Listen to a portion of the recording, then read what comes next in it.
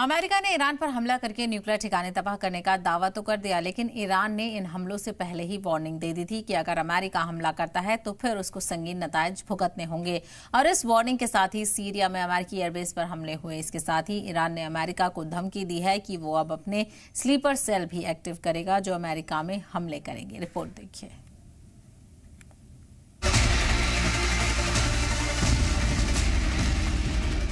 अमेरिकी हमले में न्यूक्लियर साइट्स तबाह होने के बाद अब ईरान के निशाने पर सिर्फ इजराइल नहीं बल्कि अमेरिका भी है।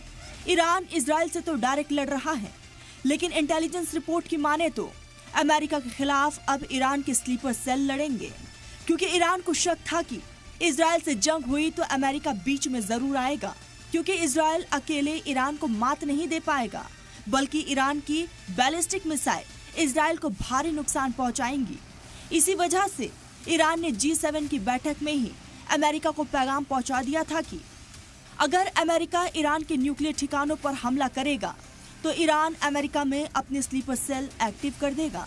ये मैसेज पिछले हफ्ते कनाडा में G7 में एक मध्यस्थता के जरिए ट्रंप तक पहुंचा, जहां से ट्रंप 16 जून को जल्दी चले गए थे, जिसमें 2 अमेरिकी अफसरान और एक शख्स शामिल है जिसे इस खतरे की जानकारी है। धमकियों और चेतावनी के बीच ही सीरिया में अमेरिकी बेस पर हमले किए गए।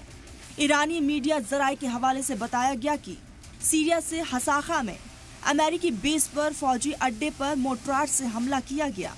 G7 में ही ईरान ने अमेरिका को इनडायरेक्ट मैसेज दिया था, लेकिन न्यूक्लियर साइट्स पर हमले के बाद तुर्की पहुंचे ईरान के वजीर खारजा अरागची ने साफ तौर पर अमेरिका को चेतावनी दी है कि इन हमलों के खतरनाक असर के लिए अमेरिका खुद जिम्मेदार होगा। अरागची ने कहा कि जंग में अमेरिकी इंतजामिया का ये हमला अमेरिका में खतरनाक और दूररस अलप डालेगा, जिसके लिए ट्रंप इंतजामिया जिम्मेदार है। ईरानी वजीर खारजा की इस चेतावनी के बाद कयास लगाया जा रहा है कि ईरान अमेरिका को अपने हमले से हैरान करने वाला है, क्योंकि ईरान के साथ ही हौसी, हमास और हिजबुल्लाह ने भी पहले ही अमेरिका को धमकी दे दी थी कि अगर इजराइल के अलावा कोई भी जंग में आता है तो उसको सीरियस कॉन्सिक्वेंसेस भुगतने होंगे। ब्यूरो रिपोर्ट, सलाम टीवी।